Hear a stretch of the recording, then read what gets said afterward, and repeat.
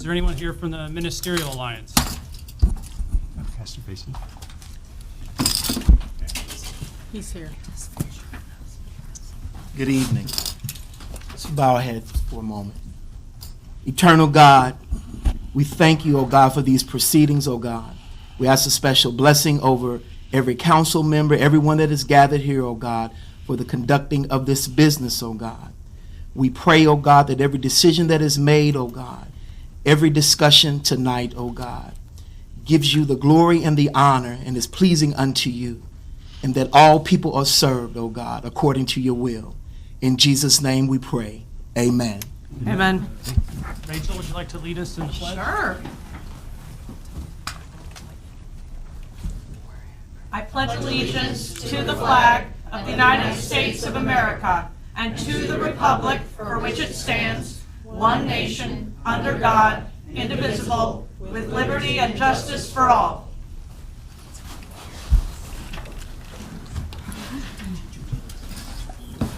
All right, the first thing on the agenda is the consent agenda. And consider approval of City Council minutes of August 5th, 2019, the closed session meeting of that same day, and the council meeting of August 19th, 2019. Is there a motion to approve? So moved. Second. Roll call? Nope, never mind. All right, the second thing on, all those in favor? Aye. All those opposed? The agenda is approved. The second thing on the agenda today is a public hearing. That's an ordinance considering the City of Rolla's fiscal year 2019-2020 budget. John? Thank you, Matthew.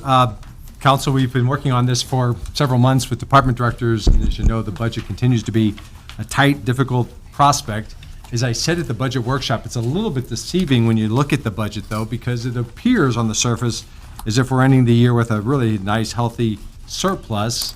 But the reality is we are going to be receiving sewer revenue bonds and only spending a very small portion of those bonds as the sewer treatment plant projects are really going to be built up over the next 2 years. So we'll be spending those down. So just a little bit, some highlights of what we have in the budget before you. We're looking at projected revenues growing at somewhere between 1.5% to 2%. That's very little margin, in particular with the general fund, which is so dependent on the sales tax and the property tax, and we know that there's been very little growth in those areas. The budget, unfortunately, the general fund is not able to do a number of key things that we think are really important. We're not able to pay public safety officers more money despite falling back in the competitiveness of the wages. We have improvements needed from our air conditioning unit replacement at the police department. We have to really, in the next year or two, be replacing all of our portable and mobile radios. As Motorola has told us, they will no longer be able to maintain our something like 150 of those radios carried by every public safety officer and on every vehicle.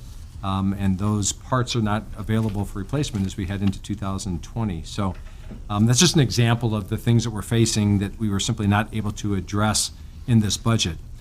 Some of the things that are a little different this year compared to last year, we of course purchased a large fire truck, and that was a $1.2 million purchase, and so we will be financing that over a number of years, and so we've included that first year of the lease payment in there. We've also included an $8.2 million budget that is listed as the MRTDD division, and it appears to be incorporated into our budget, but that is funds improved entirely by the Move Rolla Transportation Development District. That is not money that the City Council has any control over. And Jimmy Dale Williams, I'll pass this along, who unfortunately wasn't able to join us tonight, is actually back in the hospital, but he's watching us. And he made a point to say that he's not prepared to support the MRTDD projects, that is, in fact, work outside of the scope of what the city has traditionally done as far as transportation. So, but that budget, much like the Phelps County Emergency Services Board budget and the library budget, where we act as fiscal agent, are just pass-through projects of ours. They're not projects that the City Council ultimately controls. Mm-hmm. The budget does include about $3 million worth of airport improvements. That is to rehab the entire runway 422, which is our primary runway, but that is 95% covered by state and federal grants. So the net to the city is something like $165,000. the budget includes that being paid off over a 5-year period, starting in fiscal year 2021, though that work will all take place in this next year's budget. So it appears that there's a lot of things happening in the budget, but we remain very, very tight on the general fund.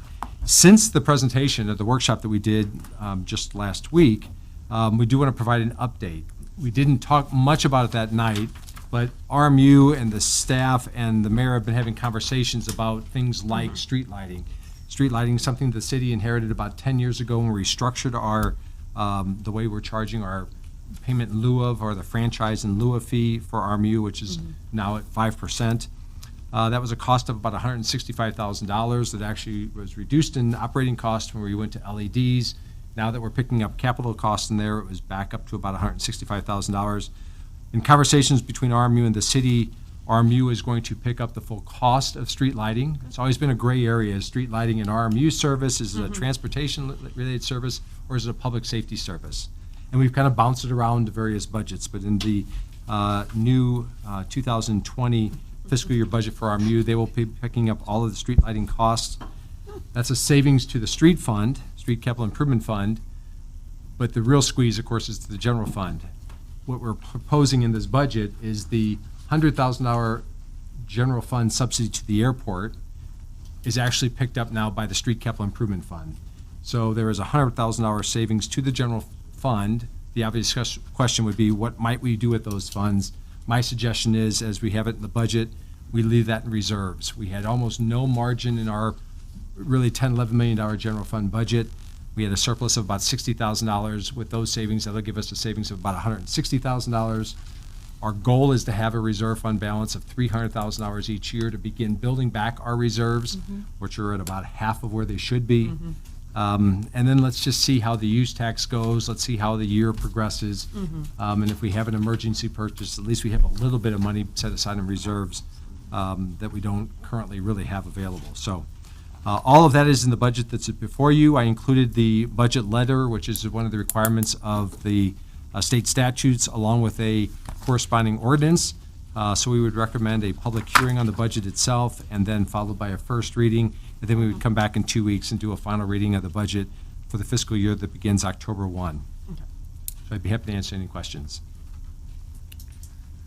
Any questions? I have a couple questions, but I wasn't sure. Does the public hearing happen first if folks are? Typically, public hearing first, and then Oh, wait, council. okay. Is there anyone from the community that wishes to speak in support of the budget? In support, I would like to just speak for a moment. Okay, sure, come on up. Could you state your name and address for the record? My name's Ray Swackhart, 1342 South Rolla Street. The only thing I really want to say, I would like to have somebody talk a bit about the center's losses over the last couple of years and what, if anything, are going to be done in 2 or 3 years down the road. Have there been any discussions? Yeah, I'll take a shot at that, and then council members certainly feel free to jump in there. So it's a great question because it's also a chance to clarify. There is a misconception that the general fund has subsidized the rec center all along, and that is. I understand. But there's other people Okay. that might be listening. So there's, just for the record, the general fund has never subsidized the center at all. The center subsidy, which ranges between $350,000 and $400,000 a year, $450,000 a year, comes from the original 15-year half-cent sales tax for parks that was geared towards the splash zone and the rec center. That built up a reserve fund that every year we don't recover all of our costs. That reserve fund is paid down, but those dollars are earmarked entirely for the splash zone and the rec center. So the question is an important one because that reserve budget in the budget that we're adopting tonight shows at the end of next year that reserve fund balance will drop to $1 million. If we then require a subsidy of $400,000, $500,000 from the reserve fund, the Parks Reserve Fund for the center, which is why it was created, but if that spends down, now the city's left with a really difficult situation that we don't have an answer for. We've talked a lot about, that then requires some other kind of city subsidy, and quite frankly, this council has never talked about where another city subsidy would come for the rec center. So then that means we look at leasing that facility out to somebody. We work cooperatively with somebody to operate that facility, but at this point, we still do not have a plan with what happens if we end up spending down the reserves entirely for the rec center, which right now we have about 3 years' worth of funds to do that. But we'll be facing very, very difficult choices on the rec center. But to clarify, the general fund has nothing to do with that, and it hasn't over the 17, 18 years existence of the rec center. Okey-dokey. Thank you. Does anyone else wish to speak regarding this year's budget?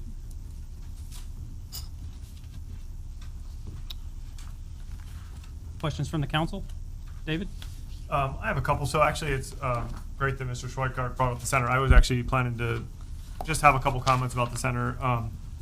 I think that based on what we're seeing over year after year, we're in a situation with the center where, as John said, we're spending down our reserves and we're going to face a real day of reckoning. And I just wanted to mention that I really think that we need to start as a council and as a community looking at creative solutions that might help us either prolong the time under which we can continue to run it or find a solution overall. But I don't think they're going to be simple solutions. I know we've kind of talked about hiring new marketing folks and trying to come up with a bunch more memberships, approaching brewer science and the hospital and larger groups to see if we can get them involved in our program. And I know that those have been attempts, some of which have been successful in actually gaining members. But I don't think we're looking to overcome a small hill here. We're looking to overcome a mountain in terms of the amount that we're spending. I believe this year was $484,000 that we had to pay toward it.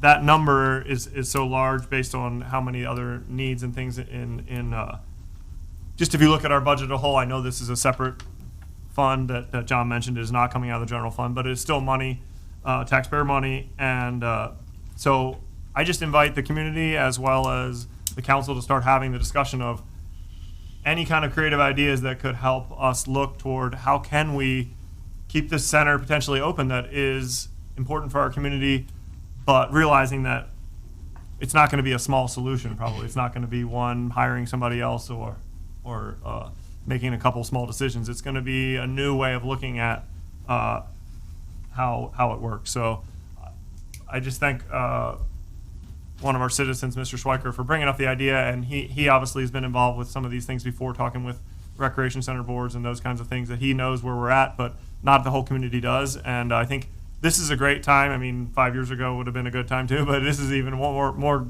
wonderful time to start talking as a community about what are some creative ways that we can maybe save on our budget, but also still provide this great asset for our community. So that was something in relation to the center. I had a couple other things, but I don't want to hold up anyone else if they got something else either on the center or something else in the meantime.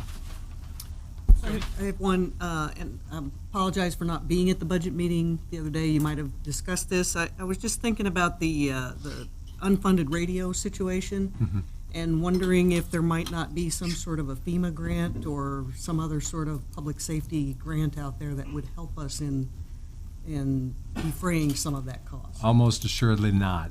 See We've been shaking his head too. Yeah, it's something that really, quite frankly, every city and county and dispatch operation is dealing with, and there's really just no way for the government to sort of grant fund this expense.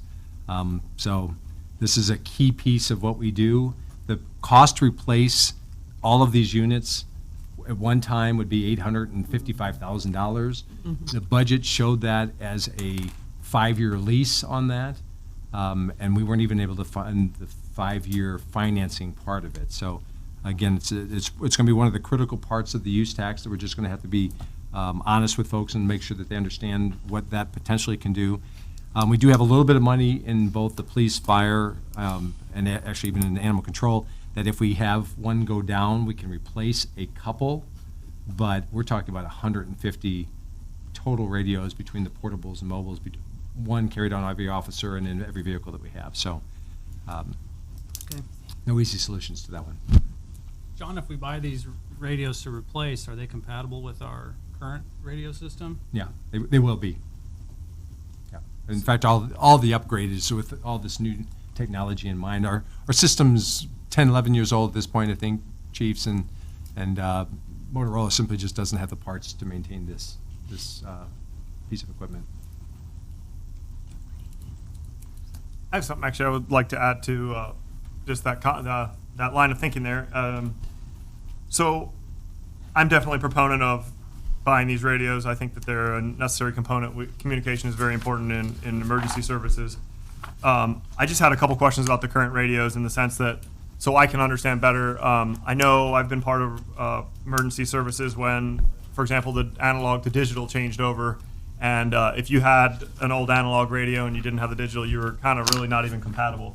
So just trying to understand exactly what is it with the radios. I know they're not being serviced anymore. I know they're not going to give us any parts, so that's kind of a problem unless we can find another department that maybe has their radios they're getting rid of, which there probably will be some departments getting rid of, I guess, these radios. But if we're just piecing these together, is there something operationally, at least for the year while we're trying to work on this, that's not going to be working right? Or is it just the fact that they're kind of older, no longer functioning well, or just to have an idea? I didn't know. Ron or Sean, can one of you guys update? Yeah.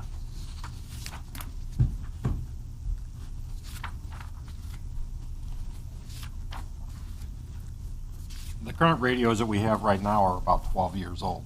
And the service life on a radio, they say, is usually about 8 years. We've been just having these repaired as they break down, but I got a phone call from the company that repairs our radios. It's the only company in St. Louis that does this. And they said that in December, they're no longer to be able to get parts from Motorola for these radios. They said, doesn't mean that we won't be able to fix them. They said, but if it needs a part, we're not going to be able to fix it. Right now, we have on the average of about 10 radios repaired every year. That's usually the going. And like I said, it might just be a loose piece inside or something. If that's the case, they'll be able to fix it. But if the radio needs a part, that radio is going to be, we're not going to be able to use it.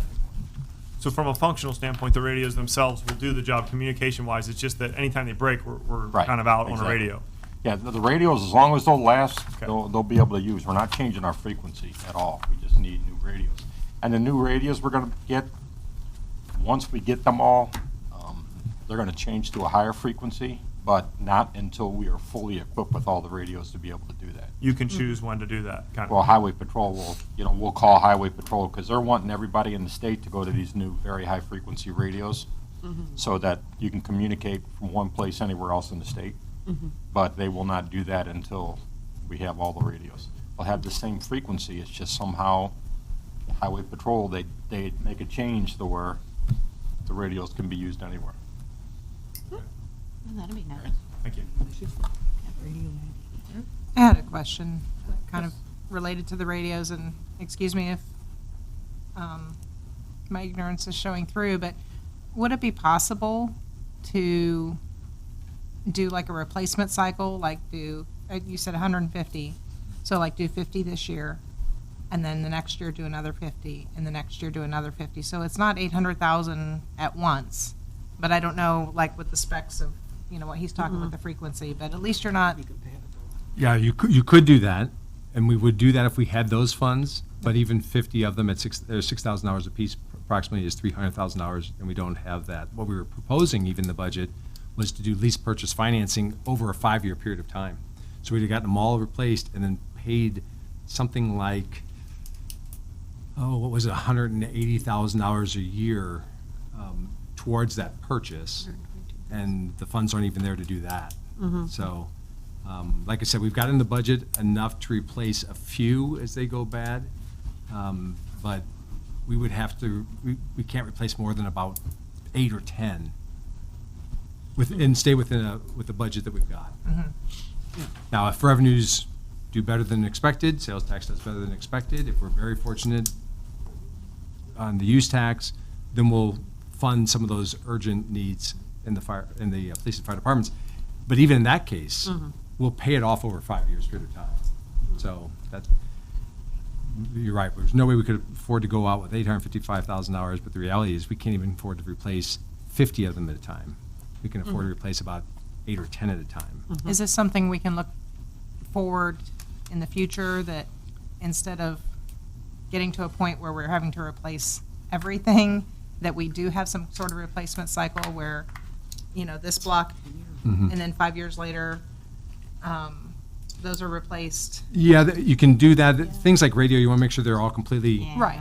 I know compatible compatible. and so on. So yes, you can. The reality is the budget just hasn't seen much growth in the last, quite frankly, since the recession in 2008. We stagnated, took 5-6 years to see that rebuild. So yes, and for sure, you would ideally want to be funding a depreciation replacement fund. We haven't been able to do that for several years. Okay. And we've deferred the expenses on equipment and vehicles throughout the city for a number of years. And the day of reckoning is coming, and that's what we're facing this year, and we faced it last year, so you just do what you can. Okay. John, you mentioned a little bit about reserves being low and not meeting our own ordinance, and the extra 100,000 going to the reserves. Can you talk a little bit about what our reserve level should be, how it got to that point, Yeah. and why we need to keep that at that level if we do? Yeah. So standard practice would be that you have 25% of reserve fund balance. And that's you'll hear that in almost every nonprofit or even for our personal finance. They'll say you should have 3 months of reserves of your operating expenses. So the general fund has an operating budget of about $10 million. So we passed an ordinance probably 10, 12 years ago that established that we would have a goal of 25% reserve of our operating expenses. So it's about $2.3 million. So that's good practices. We adopted by ordinance. To get that, we were to be setting aside some reserves every year, and the reality is over the last several years, we've been actually spending that down, just simply not able to meet the requirements. And so our reserve fund balance at the end of next year, as currently proposed, gets us to about $1.2 million.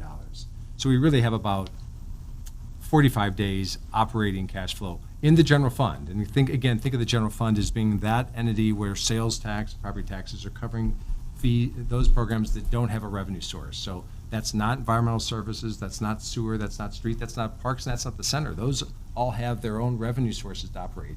So all those things that don't generate a user fee are dependent on that general fund sales tax. And that's what really has been squeezed over the last several years as we've had just very little growth in sales. So our goal definitely would be to get that back up to over $2 million in reserve fund. And why that's important is you also have to have that for cash flow, right? So if you're paying your police and fire and your administrative salaries, you've got to have a cash flow that's going to ebb and flow over the course of the year. So we receive property taxes in December, January, but we have to have sufficient funds to just pay our bills like anybody else does. When we don't have the cash flow in the general fund, then we're actually temporarily using that cash flow from the environmental services or the sewer, just temporarily until we can wash it out at the end of the fiscal year. So again, that best practices of 25% of your operating expenses in the general fund would be a reserve for unforeseen emergencies and for cash flow purposes. And we're funding that at about half of the level that we should be. What would be an unforeseen emergency? Well, I hate to say it, if the HVAC at the if the police station goes down, we're going to have to do something to replace that system. That's $75,000 that we had in the budget. We hope to be able to get that through because we're literally just hatching that through. We've been talking about replacement for 3 years. That's going to be one of those emergency purposes. Or we're going to have to go to capital improvement funds or something else to cover that outside of the general fund.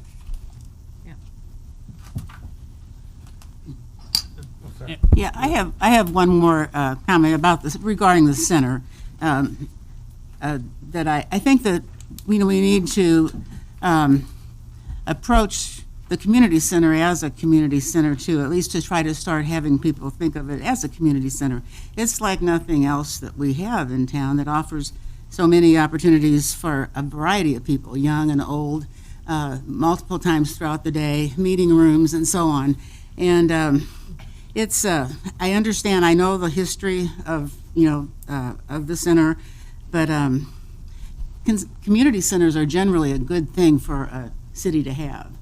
Most people, when I first came here in '85, I was like, where's the YMCA or where's the Boys Club?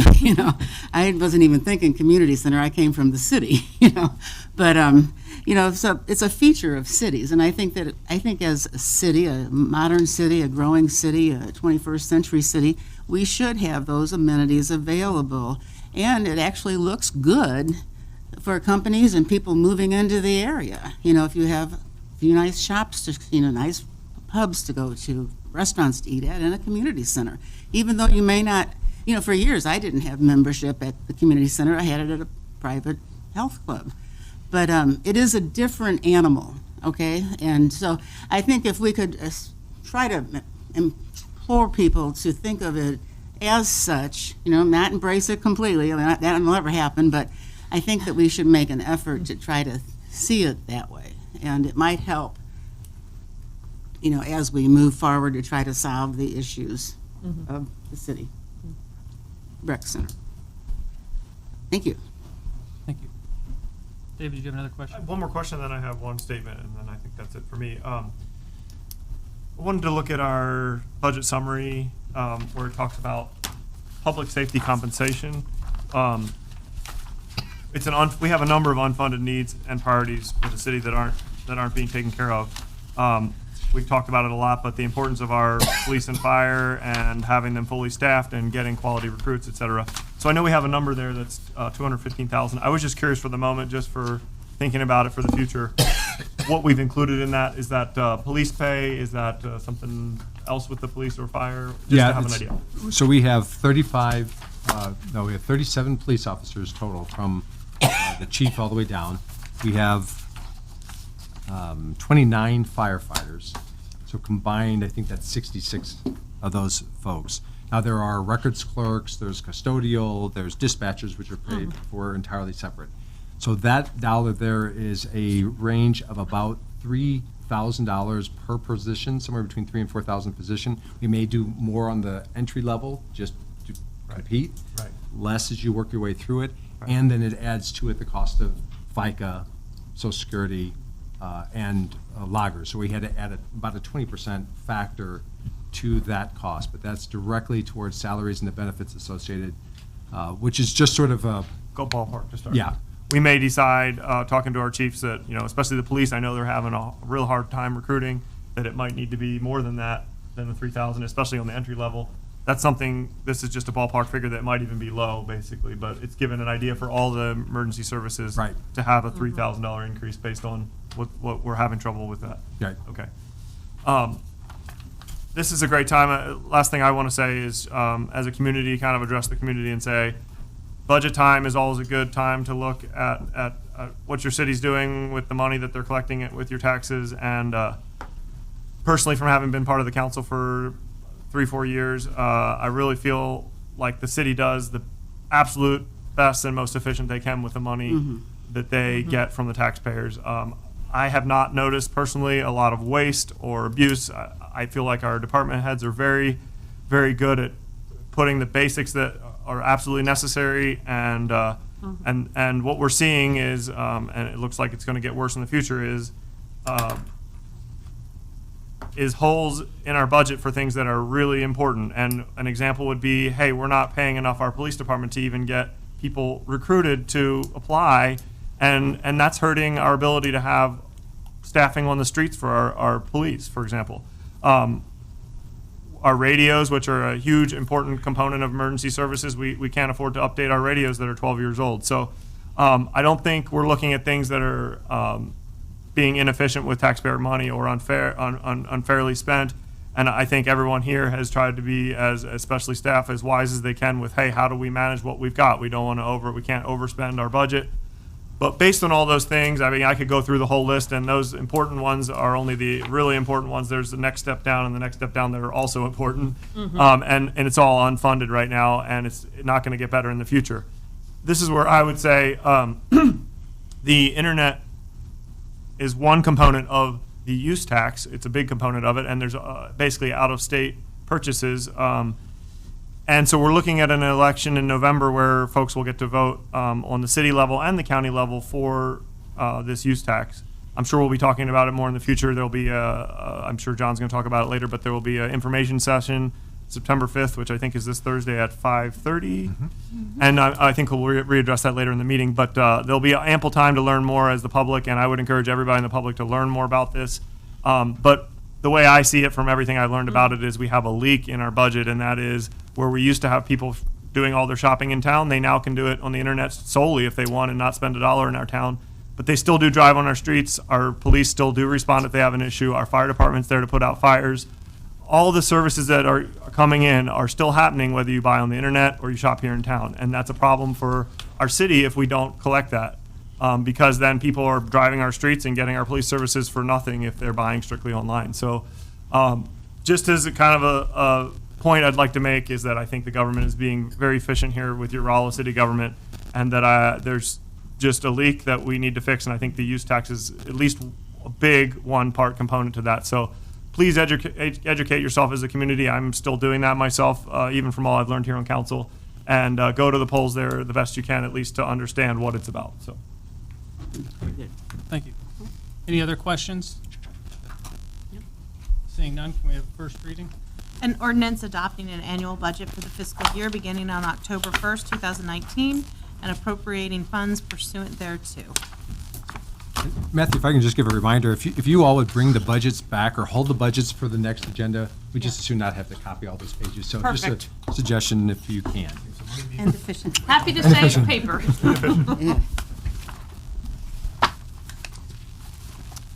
Next thing on the agenda is acknowledgements and special presentations. Proclamation for National Recovery Month. Pastor Faison.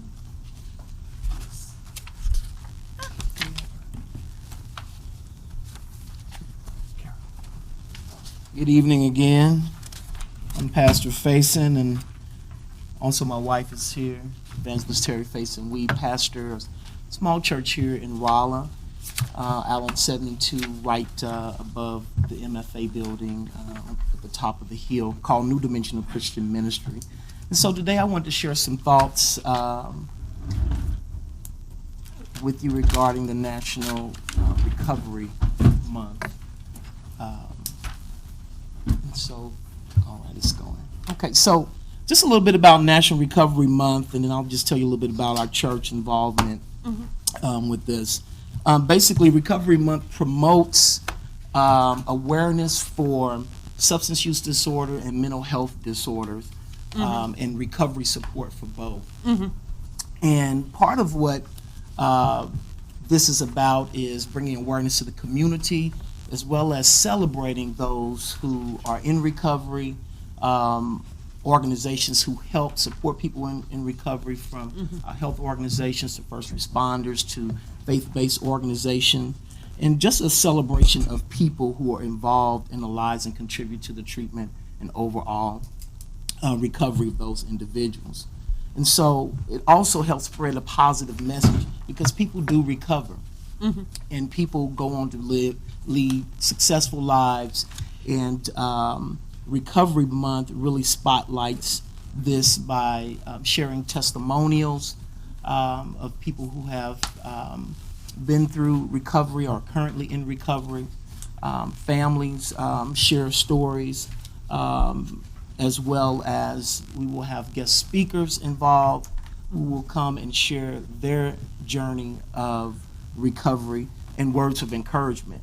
So New Dimensional Christian Ministry has been involved in recovery support for about the last 3 to 4 years. We have a recovery support ministry that my wife and I and a recovery support team provide support for individuals in our congregation, as well as in the community, for families, through basic group education, some workshops.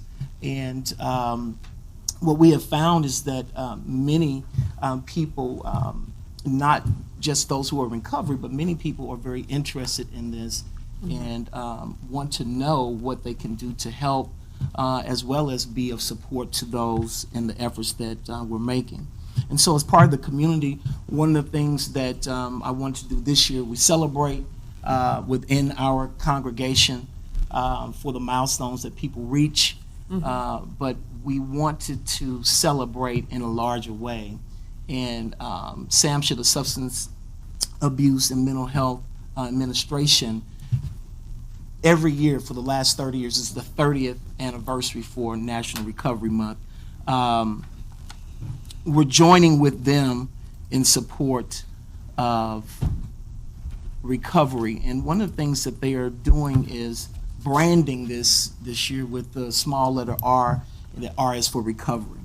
And so we're sharing this information with everyone You can go to the recoverymonth.gov site. There's lots of information that gives you more insight. I've also shared information with the mayor's office regarding Phelps County and the city of Rolla in general. I also work in the field as a professional and provide substance abuse counseling. And so I know that our community is aware of this at some level, and I just want to encourage more awareness, and that's our goal, to encourage more awareness. So we basically want to invite the community to an event that celebrates our community. I think our community has done an excellent effort in supporting people in recovery.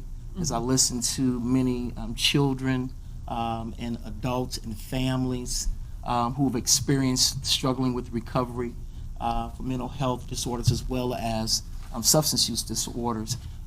There are very positive things said about our health organizations, our first responders, our faith-based organizations, everyone, just everyday citizens reaching out and helping. So we want to highlight that as part of our celebration. And so this celebration is going to take place on September 14th. My wife and I will be present to help share some words of encouragement. We will have live worship music. A great friend of mine, when I first started out in this field many years ago, about 20 years ago, Scott Breedlove, he's a pastor from Jeff City, was one of my first early mentors. I took classes to get my substance abuse credentialing. And we were involved in ministry at that time in Marshall, Missouri, where we lived before we moved here.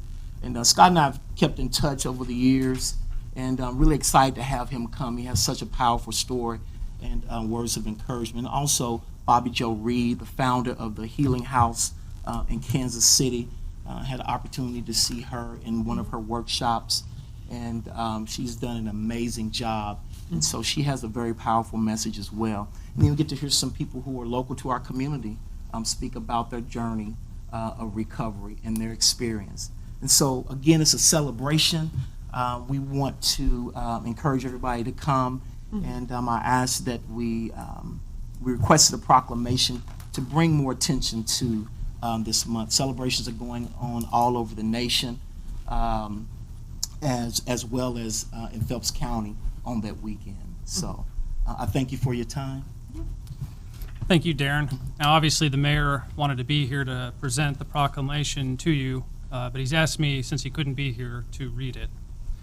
Whereas recovery from mental and substance use disorders, including co-occurring disorders, is an essential part of health and one's overall wellness, and whereas treatment and recovery services for mental and substance use disorders and co-occurring disorders is effective, and people can and do recover in our area and around the nation.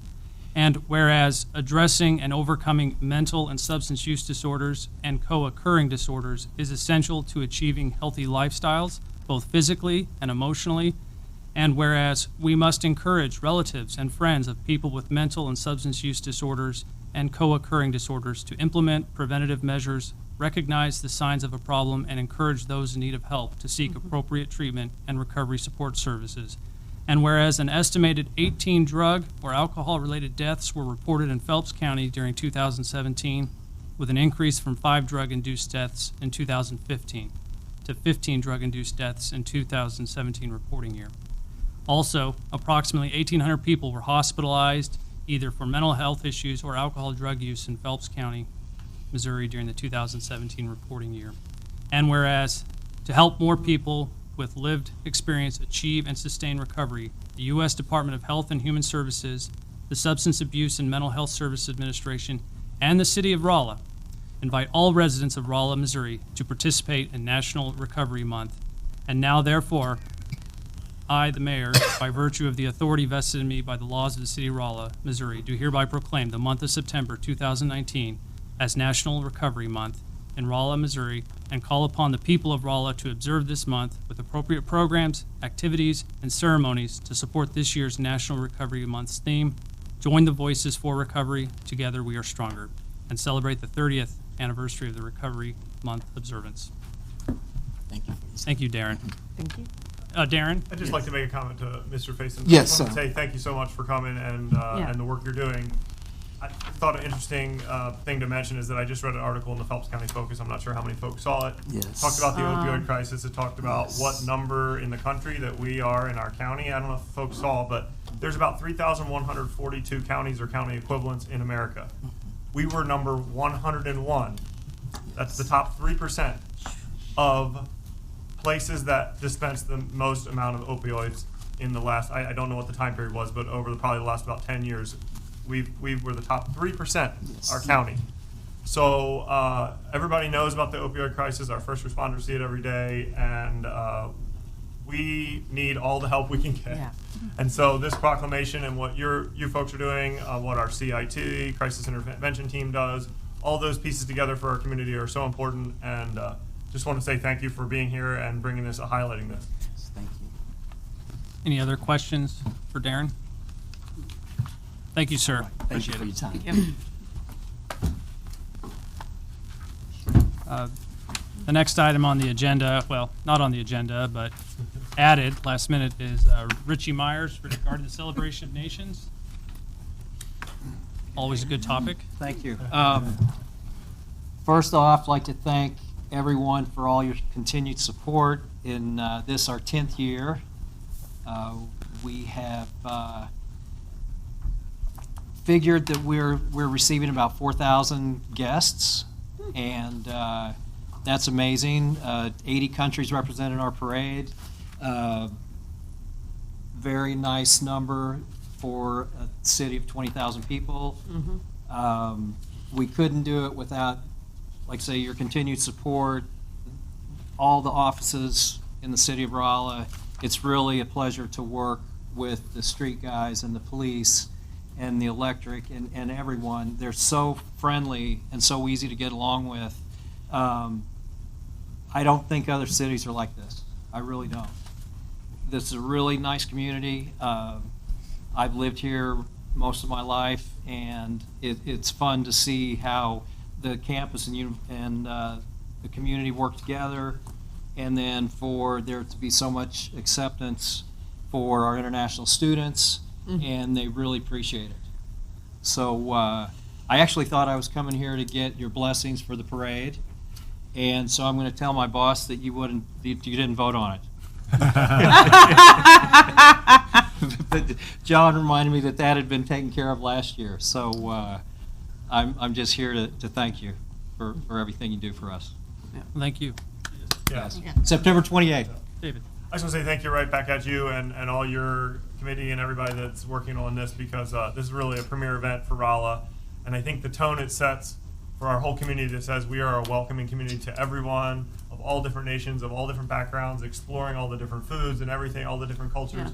It's just such a wonderful thing for our town to have that. And I know you've been instrumental from the beginning of this 10 years ago. So thank you and all the folks that have worked on this for all those years. Yeah, we have a great committee. Thank you.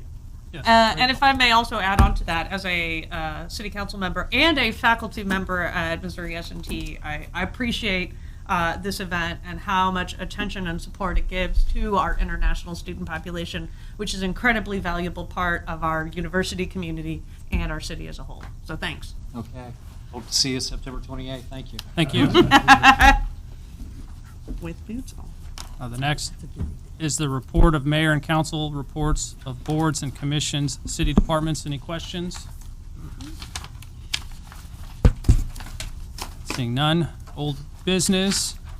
An ordinance amending section 2767 of the code relating to speed in school zones. Steve? We received a request from Richard Smith with Discovery Schools of Rolla to put up a school zone on Bridgeville Road. We had our first reading the last council meeting. Those signs have been posted, and we are recommending that the ordinance pass. Any questions for Steve?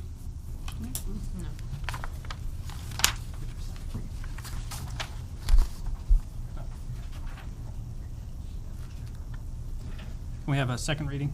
An ordinance amending section 27-67 of the Code of the City of Rolla, Missouri, known as the Code of the City of Rolla, Missouri, relating to maximum limits established on certain streets during school periods. Move the proposed ordinance pass. Second. Roll call vote? Roder, Yes. Crow, Yes. Murphy, Yes. Schott, Yes. Schneider, Yes. Reuter, Yes. Allen, Yes. Eberly, Yes. Henry, Yes. Muse, Yes. Tenace. Show the ordinance passed. Next thing on the agenda is an ordinance amending section 2792 of the code relating to parking. Steve? A few meetings ago, we presented a petition from Deborah Hutchinson at the Rolla Senior Apartments. They were wanting us to restrict parking along McCutcheon to cars only, which is very difficult for us to do. Council instructed us to meet with them and see if we could come up with a solution to their problem. We did. We took 2 parking spots off. It's worked well for the last several weeks. We had the first reading last time. I'd like to have this final reading tonight. We're recommending that it be approved. Steve, have there been any comments at all in Have none. favor, against? One None? way or another. They said it was working. I guess that's a good The thing. lady for the that plan. gave us the petition. She was happy. Any questions for Steve? Nope. Can we have the second reading? An ordinance amending section 27-92 of the general ordinances of the city of Rolla, Missouri, known as the Code of the City of Rolla, Missouri, relating to parking. Move the ordinance pass. Second. Roll call vote? Reuter, Yes. Schneider, Yes. Allen, Yes. Murphy, Yes. Henry, Yes. Crow, Yes. Muse, Yes. Roeder, Yes. Eberly, Yes. Schott, Yes. Tenace. Show the ordinance passed. Next thing on the agenda is an ordinance authorizing the mayor to enter into a state block agreement. Again, we had this reading, first reading in our last meeting. This is for a project to improve runway 422 at the Rolla National Airport. It's basically a reconstruction and new overlay of that runway. The block grant is federal funds that are administered by the state of Missouri that'll pay for 90% of the improvements. Also later on tonight, we have another grant agreement with the state to provide 5%. We've already submitted the paperwork for what they call a STAR loan, statewide transportation assistance revolving loan program that would cover the remaining 5% of the project. And the payments will be over a 5-year period, and those begin next budget year, at 2021, actually. Any questions for Steve? Yes. What's the rate on those loans, Steve? You know? I haven't set the rate. Most of the time, they're 0. Say most of the time, what about the rest of the time? Low or no interest rate. I don't think it's ever been more than a couple of percent. Any other questions for Steve? Seeing none, can we have second reading? An ordinance authorizing the mayor of the city of Rolla, Missouri to execute on behalf of the city of Rolla, Missouri a certain agreement between the city of Rolla, Missouri and Missouri Highways and Transportation Commission for amendment to state block grant agreement, amendment number 1. Motion to approve? Second. Roll call vote?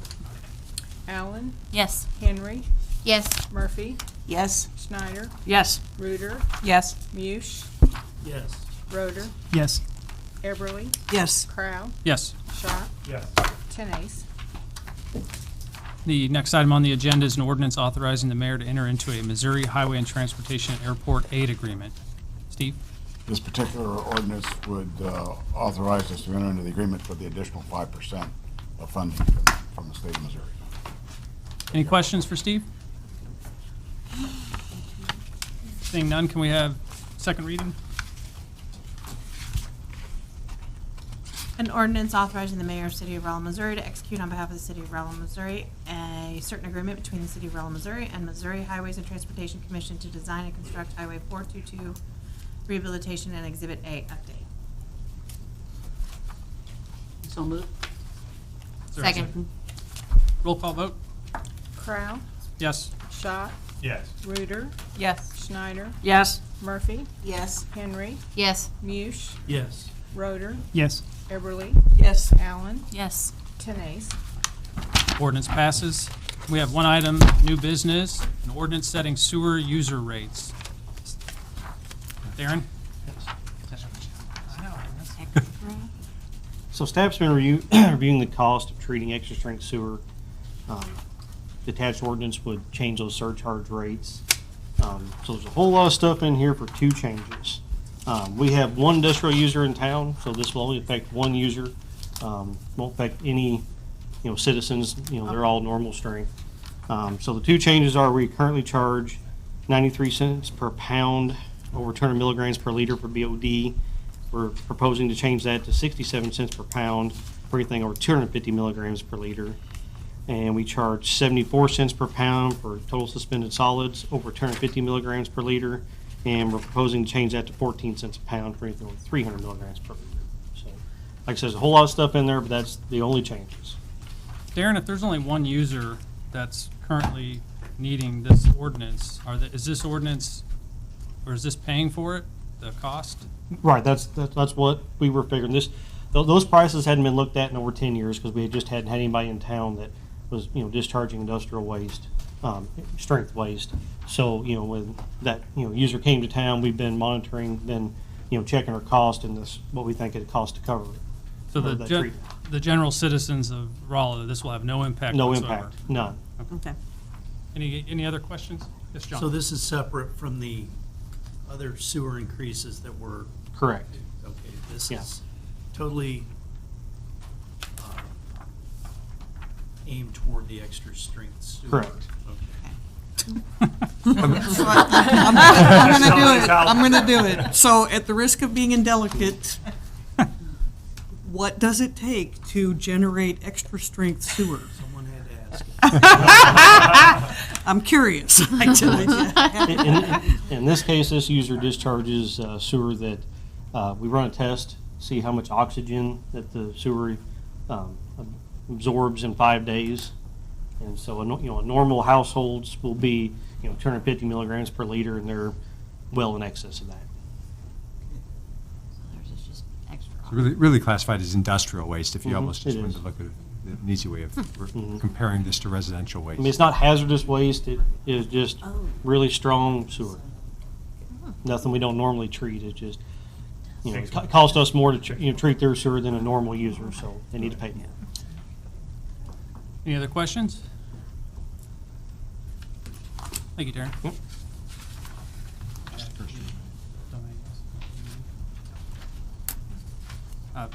We have first reading. An ordinance amending certain sections of Chapter 35 of the General Ordinances of the City of Rolla, Missouri, known as the Code of the City of Rolla, Missouri, relating to sewers and water. There are no claims and/or fiscal transactions. Is there anyone from the community that wishes to address the council? Is there any council comments? Yes, it's kind of a comment and a question combined. So at my first city council meeting after I was elected to city council, the mayor stopped to recognize the service of the departing members. And I just wanted to kind of make a little speech to recognize Dan Jones' service to this body and to the citizens of the ward. He was an active member of this body and very addressed many citizen concerns and complaints, no matter where they came from.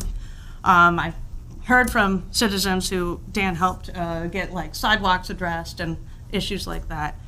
He is advocacy for a number of issues, including police and public safety support, addressing the opioids crisis and poverty in the area, was tireless. And while some disagreed with his advocacy on behalf of medical marijuana, I don't think anyone could doubt his intelligence, honesty, and sincerity. And so I just wanted to take a moment to ask, after kind of recognizing his service now that he's resigned from this body, I just wanted to know a little bit of what's the process for his replacement. What's that going to look like? I don't know if the. My understanding is that the mayor would appoint, Okay. subject to our consent. Okay. I don't know, I have not spoken to the mayor personally about his intentions Yeah. at this time. Okay. Well, I mean, I was more asking it kind of as a, like, for John and Carolyn, if there was specifics to that. There's a statute for Okay. third-class counties that references it. Okay. It's 77, 480 or 420, I can get that to you. And then our city ordinance just references That using statute. the applicable state Okay. statute. So. All right, because just as the representative for Ward 1, I think it's important for my voters to make sure that whenever we replace Dan, I think that it's important that the will of the voters who elected him is recognized still in his replacement. Thank you. Thank you. So, yeah, I also would kind of like to make a just a short statement on Daniel's resignation, and I'm very disappointed that he resigned his position. I don't know the details of his past, and I don't think most other people do either. I don't know if he actually met the requirements for elected office at the time he ran and at the time he was elected. But what I do know is that Councilman Jones was a passionate advocate, not only for the citizens of his ward, but for making Rolla a better place to live for us all. Yeah. So I did not always agree with him on his positions on the issues, or in some of his methods of arguing his position. However, he always made me think about what my position was and why I was holding it. Yeah. And that is a good thing and something that we all need more of. Yeah. To think about other points of view and consider how we can help each other achieve common goals and work out our difficult differences. It's good to have competing views on the council, and it's vital to have all of our voices in the community represented on the council as we make decisions for our collective future. So I also sincerely hope that whoever replaces Daniel on the council for the rest of his term be equally as committed to working together proactively on actions that will make our city and all of us better. Thank you. Any other comments? Yes. I just wanted to send my best wishes to Jimmy Dale, and that we're all thinking about him. Yeah. Yeah, I guess we'd be remiss if we didn't say, it's not raining, grass is growing. Get out there and cut it. I do have to say, of the last couple of weeks, I don't know who from the city went and cut the lawn sort of there at the corner of 13th and Olive, or who made sure that got cut, but thank you. It's a lot less unsightly now. Any other question or comments for the good of the order? We have one item in closed session.